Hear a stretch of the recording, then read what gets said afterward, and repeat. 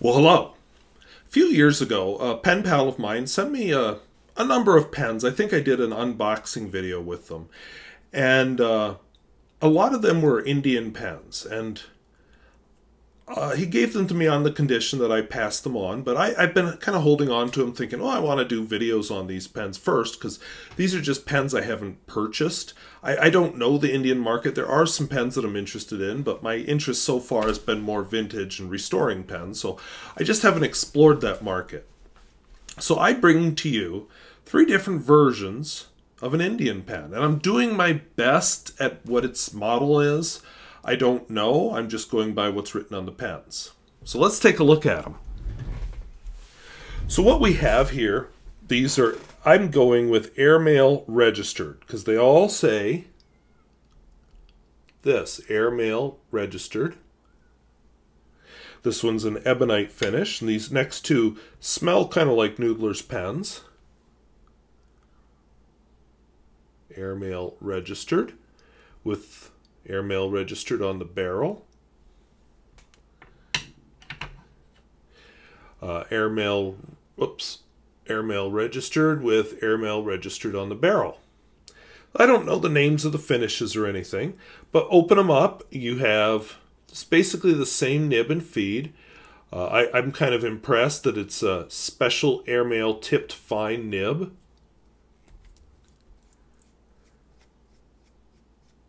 As you would expect, it's an eyedropper, and of course has many, many turns in order to prevent leakage. They all have basically the same nib and feed, although now I'm kind of wondering if they're all the same size. Okay, this one's also a fine. And the ebonite one, also a fine. But it is exposing something, so I'm just going to pull out the nib. Okay, I don't know if this means anything to anybody. Means nothing to me, but I did notice on the nib it additionally has this symbol towards the top of the nib. Alright, so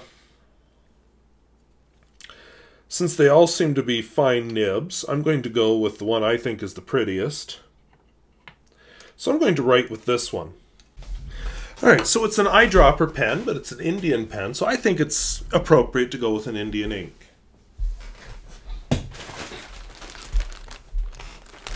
So a while back I was given this whole big bag of Krishna Samples, so I'm going to... Actually, I'm not going to be random this time. I see one on top that kind of goes with it. It's Specialty Series Sindhur. So that's what I'm going with because the color matches. Yes, I'm that superficial.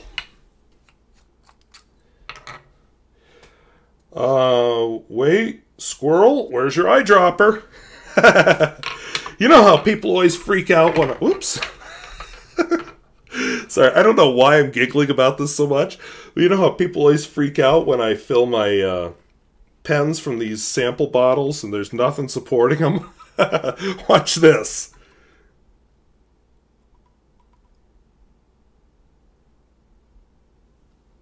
Okay, a little too much ink in the pen.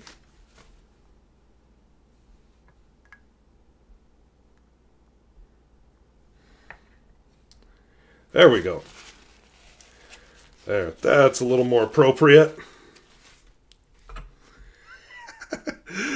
Okay, I don't know why that amused me so much, but oh yeah, I was planning to do that when I pulled these pens out. I just, oops. Okay, apparently kind of a mercurochrome color. Kind of like Dragon's Napalm. Alright, so this is an Airmail. God dang it.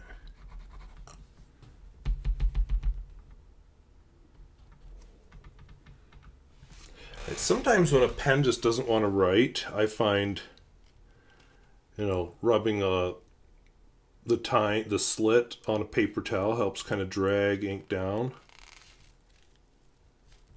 So I know the ink is close. That's one drawback to an eyedropper is it can be kind of like a cartridge filler, where it's slow to get ink down into the feed and the nib. Still working on it. It's getting close to time for a new paper towel, I think. There we go. So what I did is I dipped the tip of the nib in the ink. Hopefully I can jumpstart the capillary action. When I do my pen rest, or maybe it's done already, I don't know. When I do my restoration video on heat setting and such, I'm going to talk a little bit about how the nib and feed work together to bring the ink down. So the ink is Krishna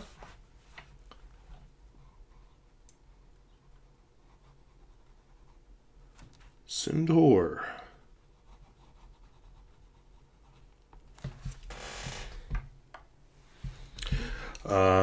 Not a flex nib. A little bit of line variation maybe. I will say that these threads, I'm doing like 3 videos in a row. One of the pens I just reviewed was very sharp. I will say that these threads are not sharp. These are very nice threads.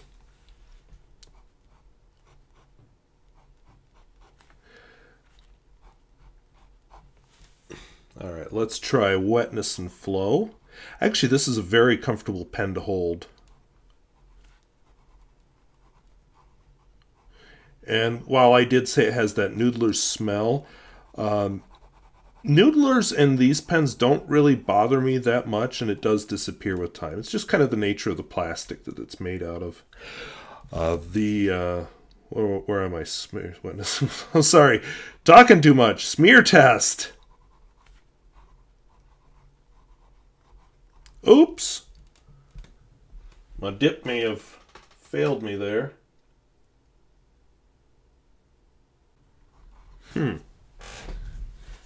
May ink up another one just for fun here.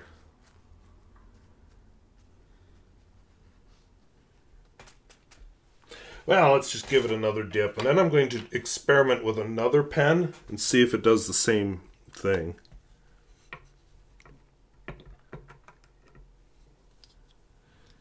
This time I'm going to wipe the nib off after dipping. I don't know how much difference it'll make, but just for fun. Okay, so smear test. So of course it's wet, I just dipped it. Reverse writing.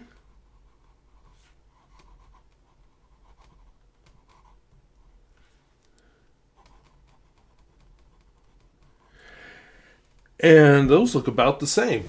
And then, even though I did just dip it, we're going to do the world-famous Pierre Gustafson test.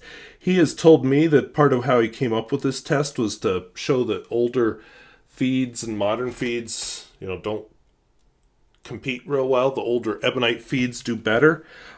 Indian pens generally are made with ebonite feeds, an older style. So, I don't know if he's true or not, because, like you saw me, I just had to dip it, so...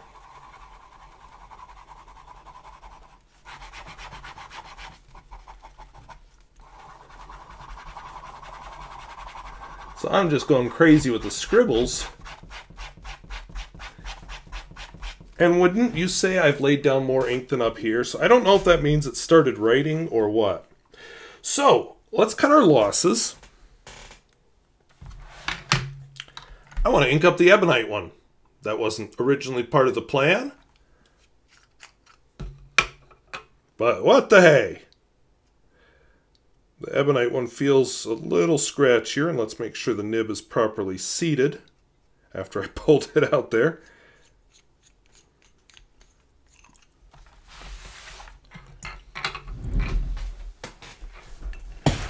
So we'll reach into the magical grab bag of inks, and let's just be random this time.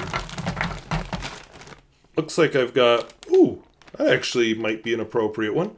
Freedom Gold.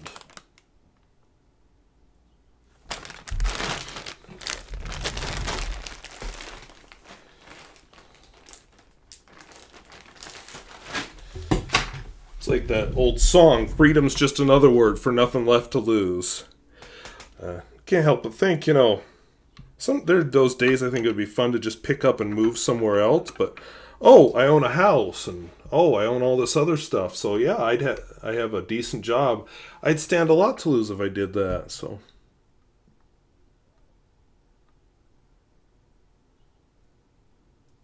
and I don't have a big family or anything, but people with families, that's another piece of it.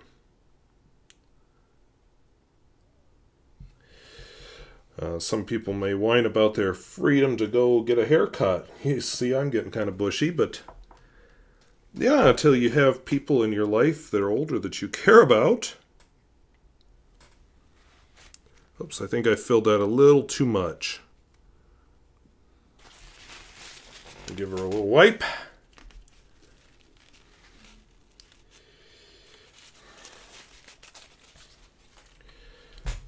All right. So, we've got the name of the pen. Oops, got a little piece of my cloth on my hands. Alright, so we've got an... Doggone, you know?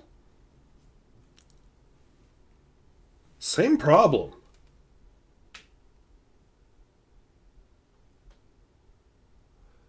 Although I see a little more ink in the slit. There we go. Didn't even have to dip it.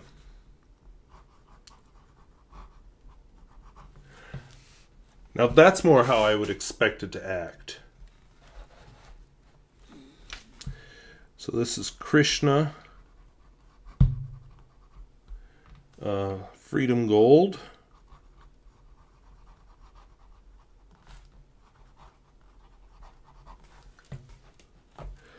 And we've got Flex.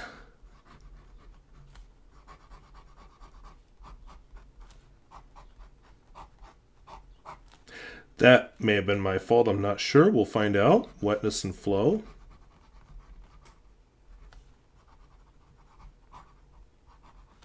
Again, even though it's ebonite, it feels just as comfortable as the other one did.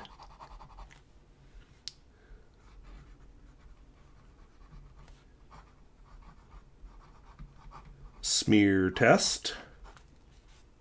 About like the other one. And this one's not dipped. Reverse writing.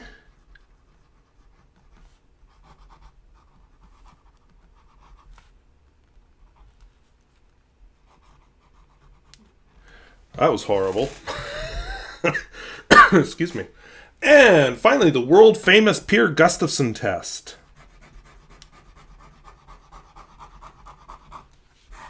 Definitely getting some skipping there. So, make of that what you will. One other test I always like to do. Yeah, fits in the pocket, although it's long enough it reaches to the bottom of the pocket. Where'd the other one go?